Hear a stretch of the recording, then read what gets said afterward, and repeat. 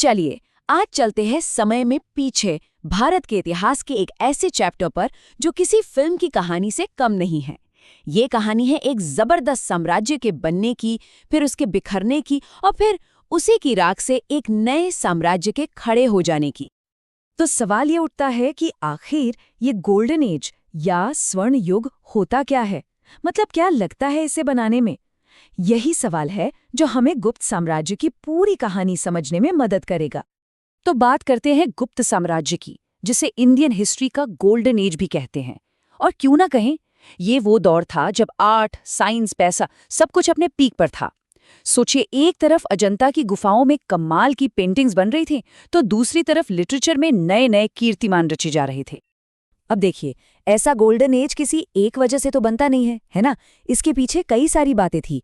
एक तो राजा बहुत काबिल थे, शासन एकदम ऑर्गेनाइज्ड था, पूरे देश में पॉलिटिकल यूनिटी थी और पैसा भी खूब था। और तो और आर्ट, लिटरेचर और साइंस में जो तरक्की हुई, वैसी तो पहले कभी देखी ही नहीं गई थी। और सबसे बड़ी बात, बाहर से हमलों का भी कोई डर नहीं था। और इस कामयाबी के हीरो कौन थे? चंद्रगुप्त द्वितीय और समुद्रगुप्त जैसे जबरदस्त शासक। देखिए, इन्होंने सिर्फ लड़ाइयां जीतकर अपना राज नहीं बढ़ाया, बल्कि इनका असली फोकस था लोगों का भला करना।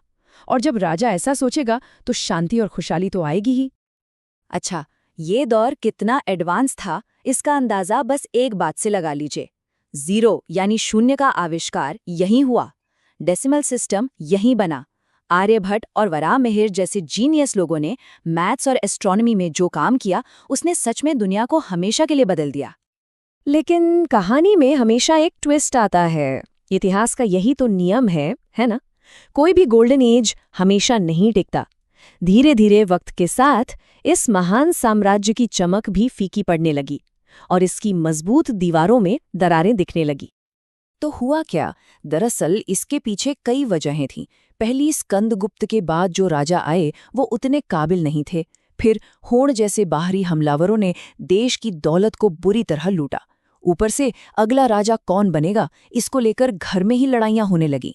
और इसका फायदा उठाया छोटे छोटे सामंतों ने, जो धीरे धीरे इतने ताकतवर हो गए कि उन्होंने पूरे साम्राज्य को टुकड़ों में ही तोड़ दिया। पर जैसा कि कहते हैं, हर अंत एक नई शुरुआत होती है। गुप्त साम्राज्य के गिरने से नॉर्थ इंडिया में जो एक वैक्यूम में खालीपन सा आ गया था, उसे भरा हर्षवर्धन ने। तो यहाँ से कहानी एक बार फिर पतन से उठ खड़े होने की तरफ मुड़ती है। जरा इस नक्शे को देखिए, ये है हर्ष का विशाल साम्राज्य। और कमाल की बात यह है कि सिर्फ 16 साल की उम्र में वो कन्नौज के राजा बने थे। सोचिए, इतनी कम उम्र में उन्होंने बिखरे हुए नॉर्थ इंडिया को फिर से एक कर दिया। उनका राज ऊपर हिमालय से लेकर नीचे नर्मदा नदी तक फैला हुआ था। हर्ष सिर्फ एक ग्रेट वॉरियर नहीं थे, बल्कि एक शानदार डिप्लोमैट भी थे। मतलब उन्होंने चीन और पर्शिया यानी आज के ईरान जैसे दूर दूर के देशों से रिश्ते बनाए। इससे भारत का दबदबा और प्रभाव पूरी दुनिया में फैला। ये इंटरनेशनल पॉलिटिक्स का एक नया चैप्टर था। तो एक सवाल मन में आता है कि आखिर इतने बड़े बड़े साम्राज्यों को ये लोग चलाते कैसे थे? क्या सिस्टम था इनका? चलिए अब जरा गुप्त और हर्ष दोनों के एडमिनिस्ट्रेशन यानी शासन करने के तरीके को समझते हैं। गुप्तों का सिस्टम बड़ा क्लियर और ऑर्गेनाइज था। देखिए, सबसे ऊपर तो राजा हो गया, फिर पूरा एम्पायर बटा था प्रांतों में, जिन्हें भुक्ति कहते थे, और हर भुक्ति बटी थी जिलों में, जिन्हें विषय कहा जाता था। और सरकार की कमाई कहाँ से होती थी? मेन सोर्स था जमीन का टैक्स, जिसे भाग कहते थे। ये होता था कुल फसल का 6ठा हिस्सा। अच्छा, अब हर्ष के एडमिनिस्ट्रेशन को देखें तो वो गुप्तों के सिस्टम से काफी मिलता जुलता था। यहाँ भी राजा ही सबसे बड़ा था, साम्राज्य प्रांतों और जिलों में बटा हुआ था। और कमाल की बात है कि टैक्स भी उतना ही था, यानी फसल का 6ठा हिस्सा। इससे पता चलता है कि जो सिस्टम अच्छा काम करता है वो आगे भी चलता रहता है। चलिए अब फटाफट कुछ जरूरी शब्दों पर नजर डालते हैं जो इस दौर को समझने में हमारी मदद करेंगे।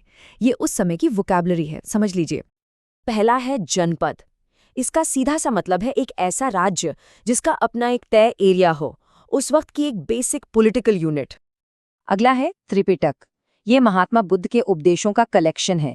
इसमें 3 किताबें हैं, विनय पिटक, सुत्त पिटक और अभिधम्म पिटक। इन तीनों को मिलाकर त्रिपिटक कहा जाता है। फिर आता है अष्टांगिक मार्ग। महात्मा बुद्ध के हिसाब से ये वो 8 सूत्री रास्ता है जिस पर चलकर दुखों से छुटकारा या निर्वाण मिल सकता है। इसमें सही सोच, सही इरादा, सही बोली, ऐसी चीजें शामिल हैं। और आखिर में तीर्थंकर, ये शब्द जैन धर्म के संस्थापक मुनियों या गुरुओं के लिए इस्तेमाल होता है। तो आज की ये पूरी बातचीत हमें एक बड़े सवाल के साथ छोड़ जाती है, चाहे वो लोगों के भले के बारे में सोचना हो या फिर एक ऑर्गेनाइज्ड सिस्टम बनाना हो। प्राचीन भारत के शासन का वो कौन सा आइडिया है जिसकी आज की दुनिया को सबसे ज्यादा जरूरत है? इस पे सोचिएगा जरूर।